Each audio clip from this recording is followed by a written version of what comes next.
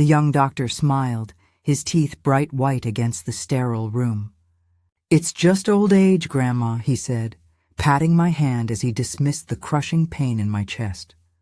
He didn't know I was Professor Miller, and he didn't know he was about to make the biggest mistake of his medical career, live, in front of the entire senior staff. The monitor beside my bed beeped a slow, steady rhythm. The sound was thin, cutting through the chemical smell of bleach and antiseptic hand soap. A fluorescent light hummed in the ceiling, casting a sterile white glare over everything, making the thin blankets feel even colder. I shifted, a mistake. A hot, sharp pressure radiated from the center of my chest, wrapping around my ribs. I gasped, a small bird-like sound, and pressed a thin, papery hand to the spot. My breath was shallow. I couldn't seem to pull in enough air. The door slid open, and he walked in. He wasn't a doctor, not really. He was a collection of confident parts.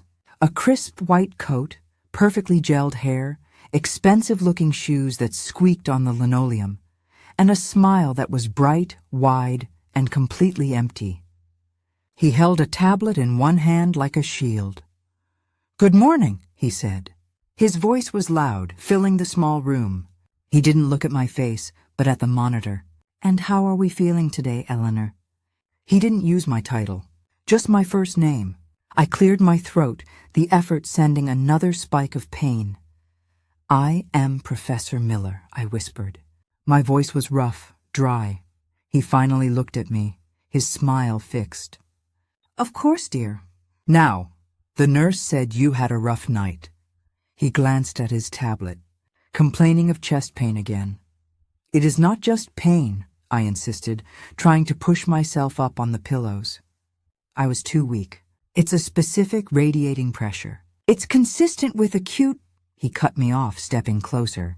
He patted my hand. His skin was warm and smooth, a terrible, patronizing touch that made my skin crawl. Now, Grandma," he said, his voice dropping into a sing-song, placating tone. "Let's not play doctor. That's what I'm here for, right?" I pulled my hand away, or tried to. It was a weak, fluttering movement. "I am trying to tell you my symptoms." "I know, dear, I know." He kept smiling. "Your chart says you're 78. These aches and pains, this tightness, it's all perfectly normal for your age. Your body is just slowing down." Rage gave me a small burst of energy. "I believe it's cardiac, not old age. You need to run an advanced diagnostic series. A high sensitivity—" "We've run the basic labs," he interrupted again, tapping his tablet. The screen glowed on his face. "And we did an EKG. Everything looks—" "Well," he shrugged, "everything looks old. There is nothing here to fix, Eleanor." He turned away from me, tapping something into the tablet. I could just see the edge of the screen. He was typing. "It's just old age," he continued, his voice casual, as if he were discussing the weather. "The best thing we can do now is just make you comfortable." He clicked the tablet off and tucked it under his arm. That easy smile returned. "A nurse will be in with something to help you relax. You just rest, okay? No more worrying that pretty little head." He turned and walked out, his expensive shoes squeaking, leaving the door open just a crack. I lay against the pillows, the breath catching in my throat. He hadn't listened. He hadn't heard a single word. He saw a frail old woman, a collection of fading symptoms, and he had written me off. Pleasantly confused, I imagined his notes saying, "Patient is anxious and fixated." I knew those terms. I had taught generations of medical students how to avoid using them, how to listen, how to look past the wrinkles and see the patient. I closed my eyes. The pressure in my chest was worse now, fueled by a cold, burning humiliation. Later that evening, a young nurse came in to check my vitals. She was kind, her hands gentle as she adjusted my blanket. "Dr. Davies seems to really be taking an interest in your case," she said cheerfully. I opened my eyes. "He is? Oh, yes. He's presenting you tomorrow morning at Grand Rounds. To the senior staff and everyone." She plumped my pillow. It's a big deal for the residents. He seems excited. The word echoed in the sterile room. He was excited to present me, to use me as his example of old age. The humiliation settled, replaced by a cold dread. I was trapped in a body that was failing, being treated by a man who was failing his most basic duty, and tomorrow he would broadcast that failure to all his colleagues. The next morning, the antiseptic smell seemed stronger, sharper. I'd barely slept. The dull pressure in my chest was a constant, unwelcome companion. I was weaker today, the fight from yesterday having drained what little energy I had left. A nurse came in earlier than usual, bustling around the room. She wasn't the kind one from last night. This one was all business. She straightened my blankets, tucked the corners in so tightly I could barely move my feet. "Big day, huh?" she said, not looking at me. "Got to make the room presentable for rounds." She finished, and the room was quiet again, except for the beep of the monitor. I lay there waiting. I felt like a specimen about to be pinned to a board. At 10 o'clock sharp, the door slid open. It wasn't one person. It was a flood. The sound of a dozen pairs of shoes on the linoleum, the rustle of white coats, the murmur of quiet voices. The small room was suddenly, shockingly full. They smelled of coffee, soap, and starched cotton, over a dozen of them. Young interns, their faces fresh and nervous, clutching tablets. Residents looking more tired but alert. And a few older senior attending physicians, their expressions critical, arms crossed. They filed in, forming a deep semicircle around the foot of my bed, trapping me against the pillows. And at the front, standing like a conductor before his orchestra, was Dr. Chad Davies. He was beaming. His white coat was immaculate, his posture perfect. He held a small remote in his hand. On the wall beside my bed, a projector hummed, throwing a grainy green and black image of my EKG strip. It was the simple, basic EKG they'd run in the ER. It showed almost nothing. Dr. Davies cleared his throat. The murmuring stopped. "On display today," he began, his voice resonant, "we have Mrs. Eleanor Miller." He didn't look at me. He looked at the senior doctors, his audience, 78-year-old female, he continued, presenting with vague, non-specific complaints of pain. "She is a classic example of what we see in senile decline." A hot wave of shame washed over me. I tried to speak, to say my name, Professor. Only a dry croak came out. My throat was tight, my body useless. "In these cases," Davies went on, "the patient often becomes fixated on symptoms that are simply the body's natural aging process. They read something. They convince themselves they have a dramatic illness, and they become very, very anxious." He gestured to the wall. "She insisted, for example, that she had acute pericarditis." He smirked. A few of the younger interns at the back chuckled nervously, wanting to be in on the joke. "Acute pericarditis," he repeated, savoring the words. "Now, as you can see from her basic EKG, there's nothing here to support such a dramatic diagnosis. A few non-specific T-wave abnormalities, perfectly acceptable for her age cohort. Her labs are, as I noted, old." I lay there, staring at the ceiling, humiliated. Every head in the room was turned toward him, or at my chart on the screen. No one looked at me, the person. I was just the example. "This," Dr. Davies said, his voice full of false compassion, "is a case of management, not a cure.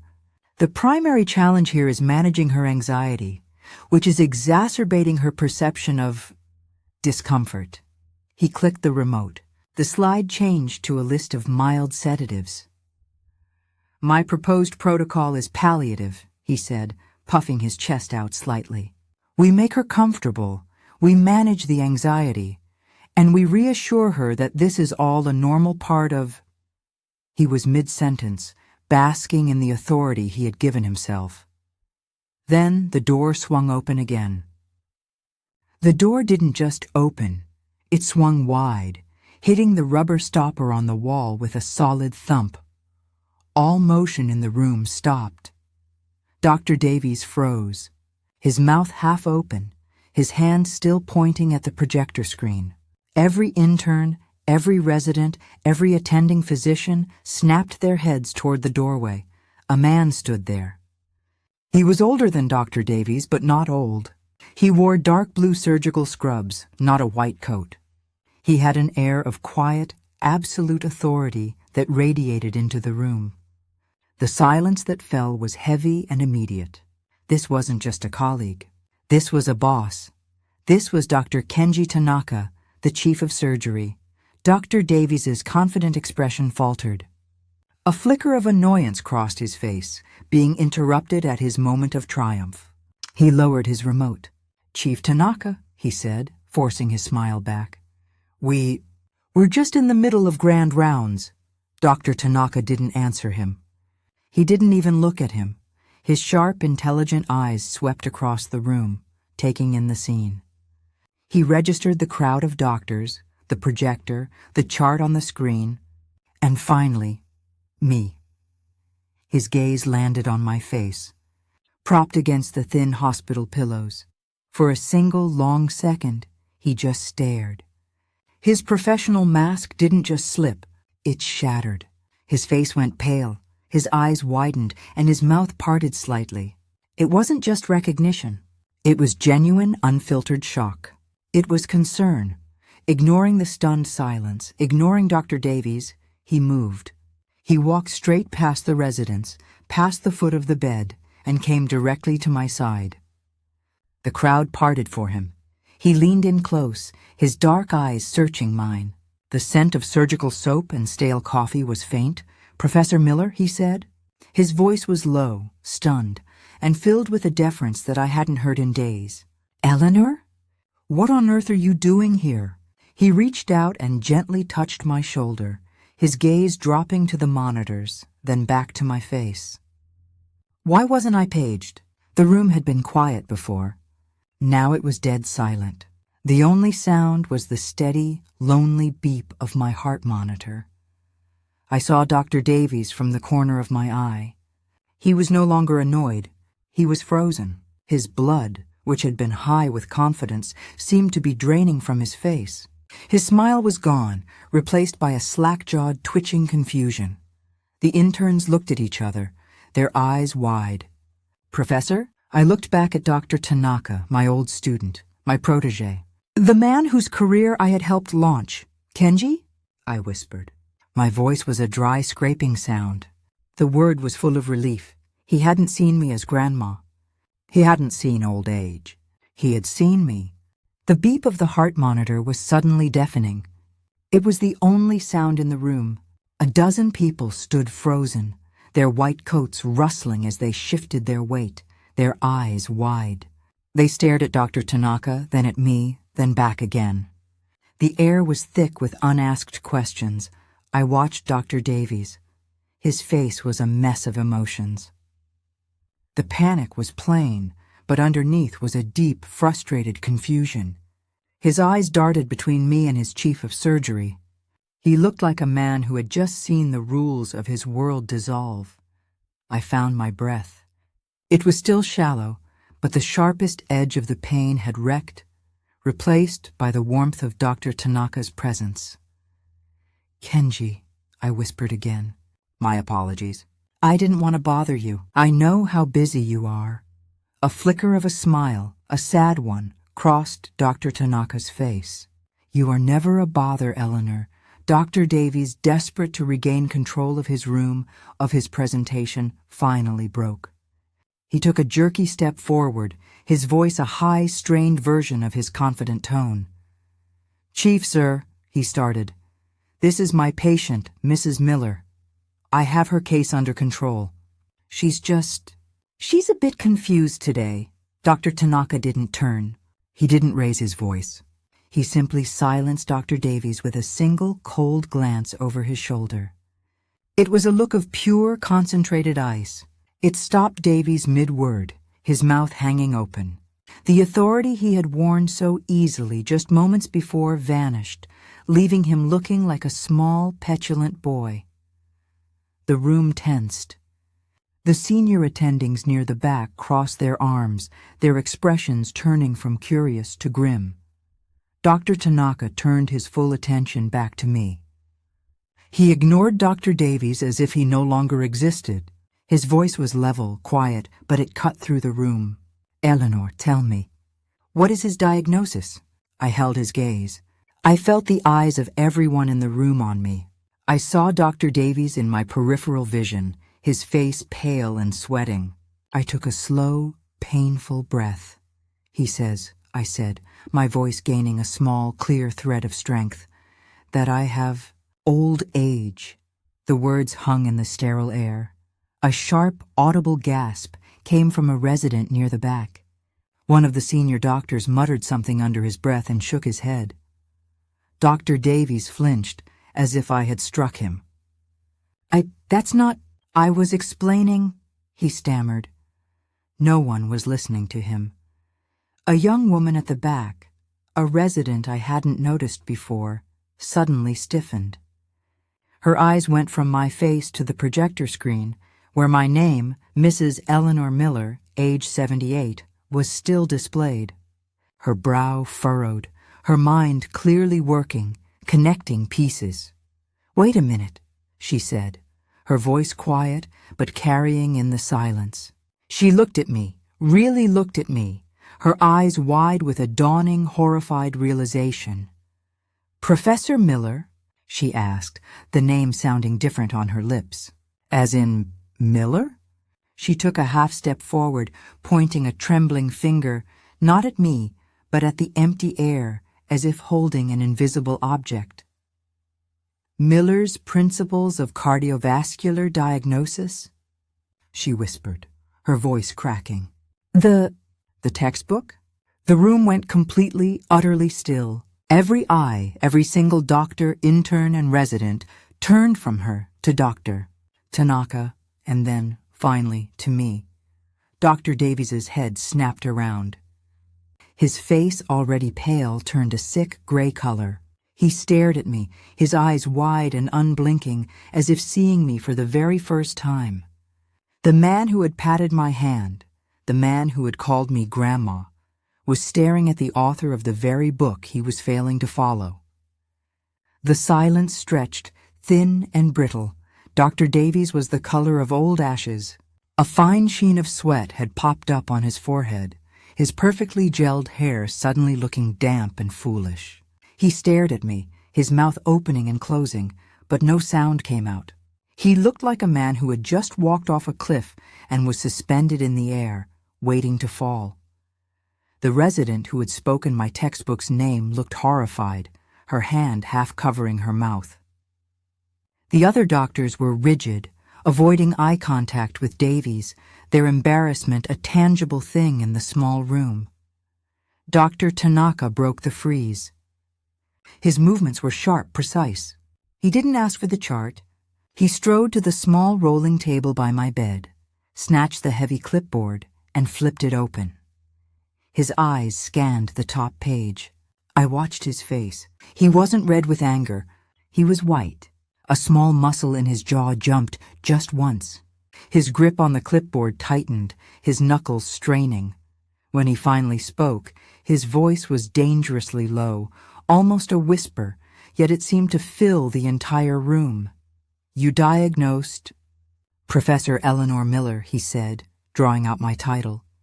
"The woman who wrote the textbook on cardiovascular diagnosis, the one every single person in this room, including you, Dr. Davies, studied for their boards."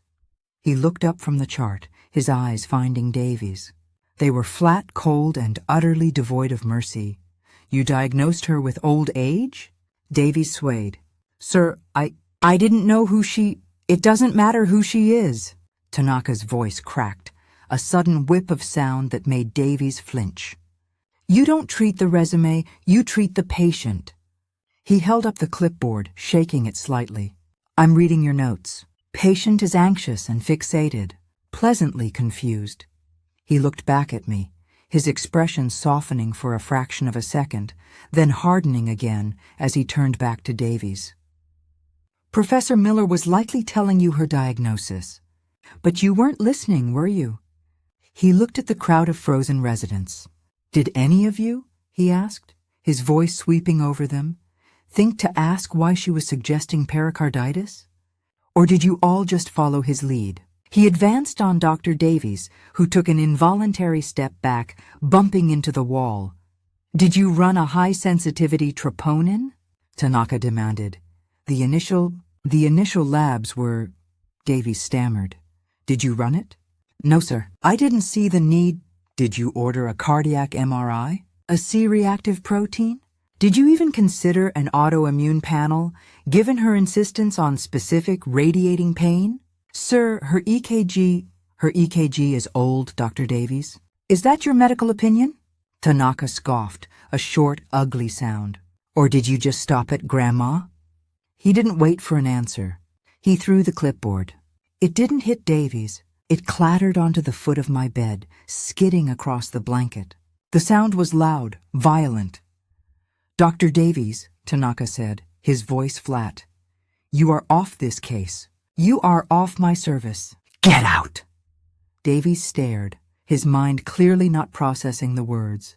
Sir? Get out. Davies's face crumpled. The arrogance, the confidence, the easy smile, it all dissolved, revealing the terrified, inadequate intern beneath.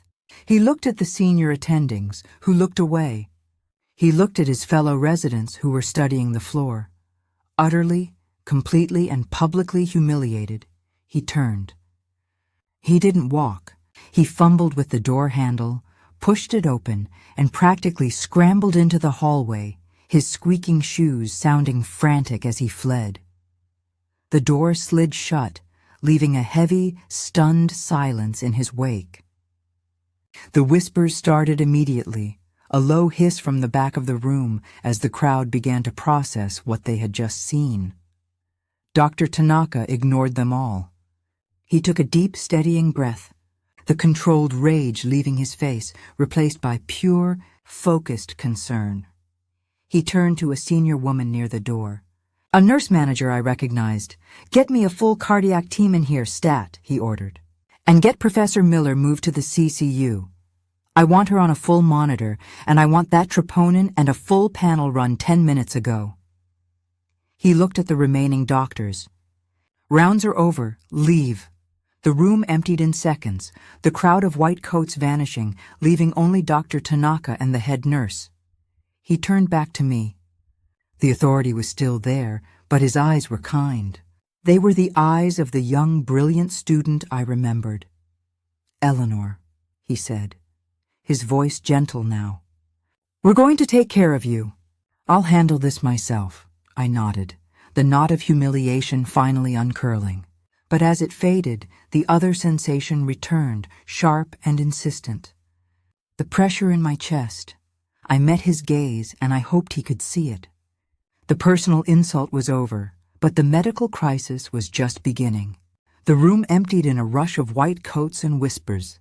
The door slid shut, leaving only the scent of their panic and the steady beep of my monitor. Then the door burst open again. This wasn't a crowd. It was a team, 2 nurses, a respiratory therapist, and an orderly with a gurney. They moved with a quiet, synchronized energy that was the opposite of Dr. Davies's false confidence. Professor Miller, we're moving you to the cardiac care unit, the head nurse said. Her voice was calm, respectful. She was already detaching the wires from the wall monitor. On my count, the orderly said. 1, 2, 3, slide. A sheet was under me, and I was moving, sliding from the bed to the gurney. I gritted my teeth as they moved me, the hot pressure in my chest flaring up. A sharp reminder that the humiliation was over, but the danger was not.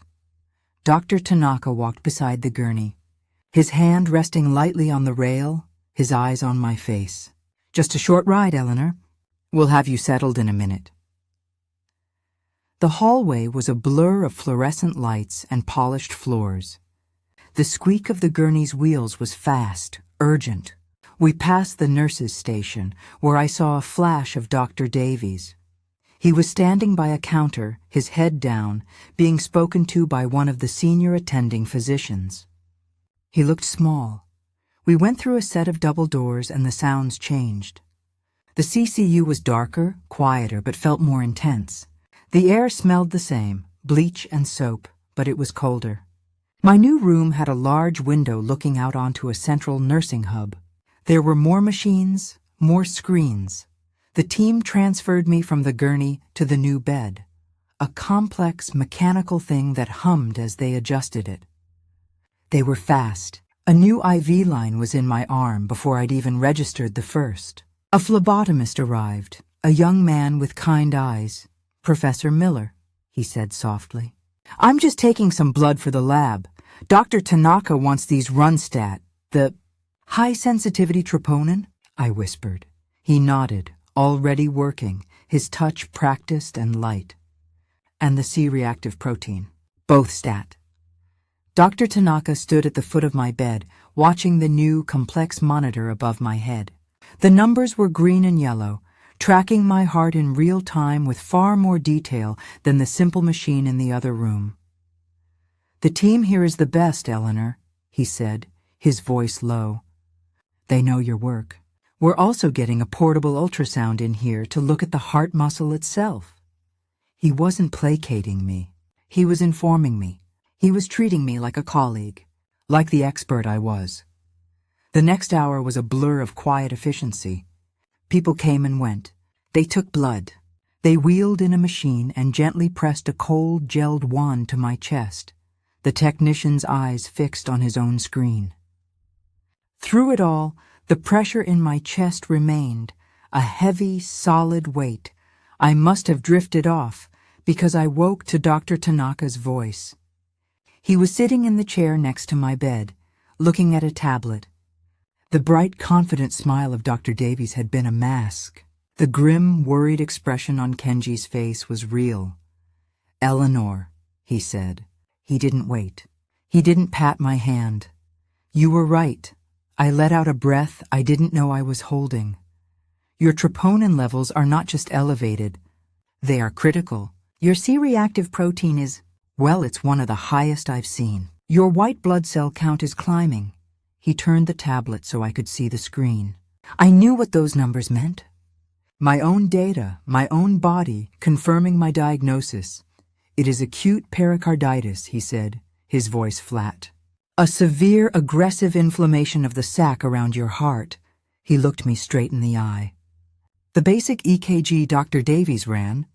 He missed it. He missed all the signs because he wasn't looking. He was just looking at your age on a chart. He took a deep breath, and his expression turned even more serious. This wasn't the "I told you so." This was the crisis. The ultrasound confirmed it, he said. "The inflammation. It's causing fluid to build up. Rapidly. It's putting pressure on your heart, Eleanor." "Squeezing it?" I knew the word before he said it. "It's cardiac tamponade." He leaned forward, his voice dropping. "This is why you couldn't breathe. This is why the pain was so bad. Your heart doesn't have room to beat properly. We don't have much time. We need to drain that fluid immediately. Cardiac tamponade." The words settled in the cold, quiet room. I knew what they meant. I had written the chapter on it. A fatal diagnosis, if not treated in minutes. "Immediately," I whispered. I nodded, my head heavy on the pillow. I wasn't scared. I was too tired for that. I was just done. Dr. Tanaka did not hesitate. He didn't comfort or placate. He acted. He slammed his hand against the blue emergency button on the wall. Not the code for a failed heart, but the one for an emergency procedure. "Get me a pericardial drainage tray in here, stat," he yelled into the intercom. His voice was a whip crack of command. "And get the echo machine back, now." The room filled again, but it wasn't a crowd. It was a team. They moved in a blur of blue scrubs, a synchronized, silent unit. A nurse was already ripping open my gown, swabbing my chest with cold, stinging iodine. The sharp, metallic smell of it burned my nose, covering the scent of bleach. Dr. Tanaka was beside me, his face now hidden by a blue surgical mask and a clear shield. He was gloved. His eyes, visible above the mask, were focused, sharp and calm. "Eleanor," he said, his voice close, muffled by the mask. "You know this procedure. I wrote my fellowship paper on it, based on your work. You'll be awake. I'll be guiding the needle with the ultrasound." He leaned in, his eyes locking with mine. "You will feel a prick from the local, then a deep pressure. Do not move.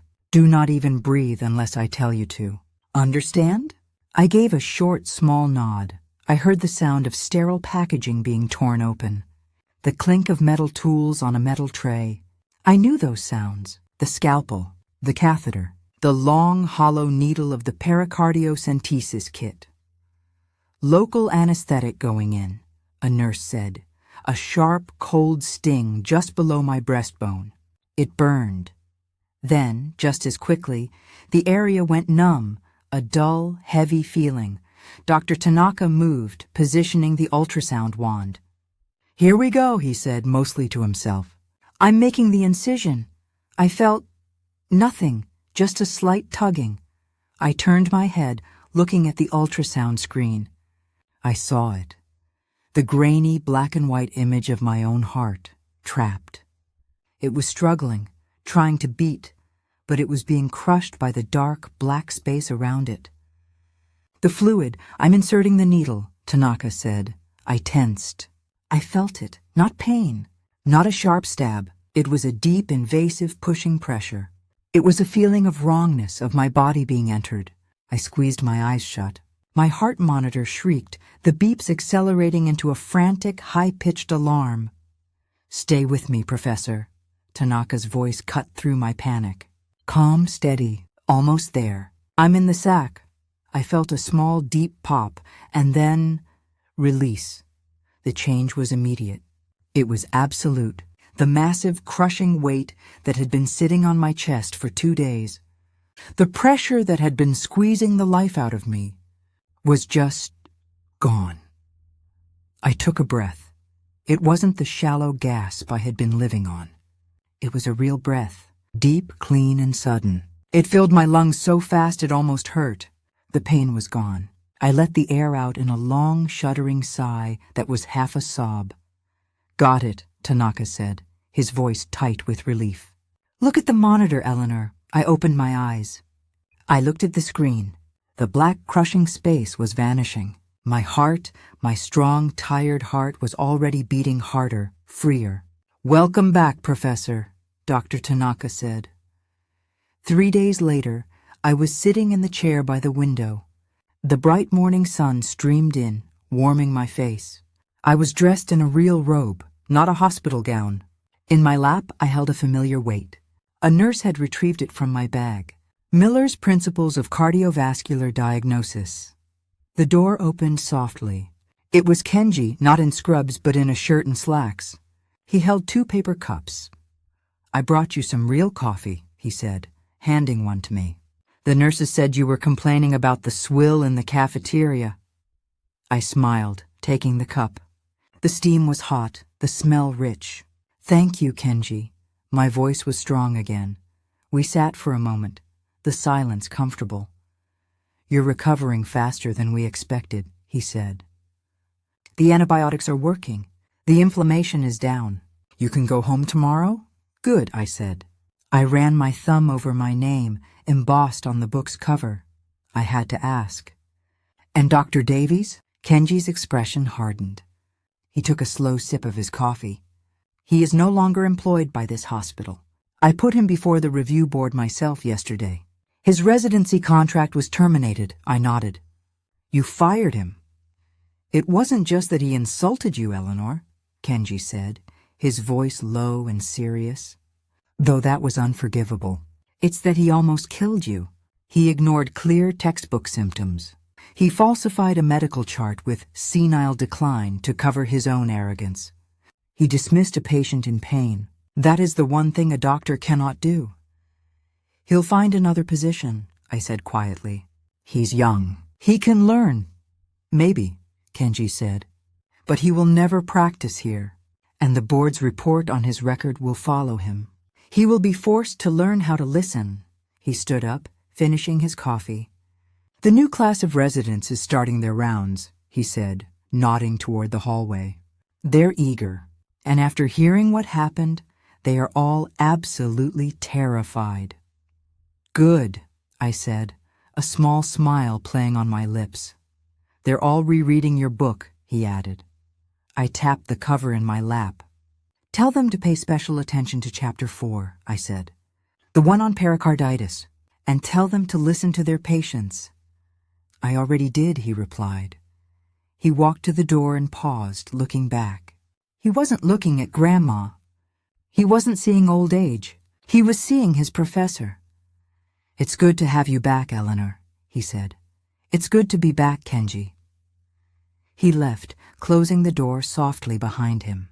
I took another sip of the coffee. It was hot, a little bitter, and absolutely perfect. I opened my book, and in the warm sunlight, I began to read.